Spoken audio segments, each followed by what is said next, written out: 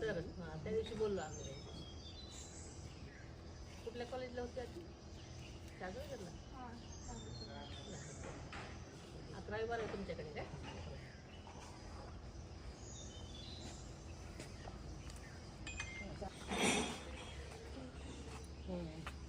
किती वेळ असतं माझं?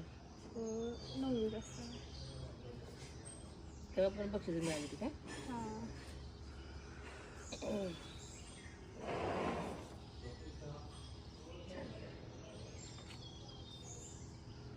तुम्हाला माहितीच असेल ना तुमचे हे विद्यार्थी येणार आहे ते?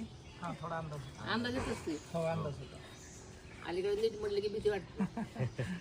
परीक्षांची अनिश्चितता आहे. हं? अंदाज व्यक्त करायला भीती. त्या गुणांचा अंदाज होता, पण ती रँकमध्ये 5व्या स्तरावर असेल असं नव्हतं वाटलं. का तिथे अजूनही असू शकतात तिच्याबरोबर असं हा नाही वा तसं म्हणजे आपण एवढा मोठा नाही विचार करत. म्हणजे आपल्याला खात्री असली तरी एवढी लोक असतात ना.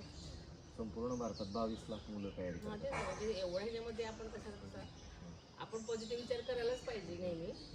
आम्ही कशाला कमी लेखायचं, पण तरी आजच्या काळात इतक्या सगळ्या गोष्टी इतर वाढल्यात की काही कोणाचं सांगता येत नाही.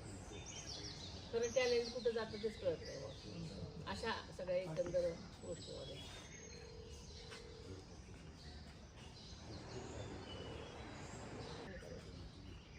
याच्यामुळे थोडंसं फार अगदी गावागावात असं इन्स्पिरेशन मिळालं की आपणही करू शकतो असं. बरोबर आहे, साहजिक आहे. कारण काय होतं की गावाकडच्या मुलांना तो एक कॉम्प्लेक्स असतो. बरोबर. असं नसतं की खरं तर टॅलेंट गावातच असतं, शहरातही असतं, पण त्यांना पोटेन्शियल मिळतं. गावातील लोकांना माहिती नसतं की आपल्याकडे तेवढं पोटेन्शियल आहे.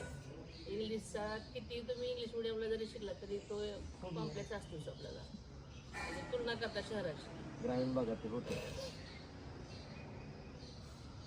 तुम्ही कितीला आहे रे? कुठल्या शाळेत? Ladkat school of foundation. Ladkat school of foundation. ते पण नीट दिली. नीट दिली का? पुढे काय करायचं आता? आता टाइम्स दिल्लीमध्ये. तिथं मॅम 48 जागा असतात ओपन कॅटेगरीतून. ती मुलींमध्ये देशातच पहिली आहे आणि 5वा रँक असल्यामुळे तिला ती सीट फिक्सच झाली. गेल्या वर्षी आपल्या बारामतीची काय मदत असेल तर मी म्हणजे इकडूनच करेन, पण मदत करेन. तशी आमच्यासाठी पहिल्यांदाच आहे. पहिल्यांदाच मी आहे 1.5 वर्ष जुनी.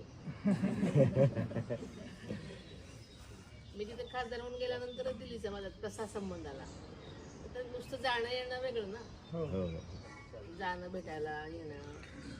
गेल्या वर्षी हिचीच मैत्रीण सरांच्या अकॅडमीमध्ये ती सुद्धा गेल्या वर्षी दिल्लीला अच्छा ओके. तर बरं आहे मग तिला म्हणजे लोक पण माहिती पण होतात फ्रेंड्स म्हणा, पण तरी तिचा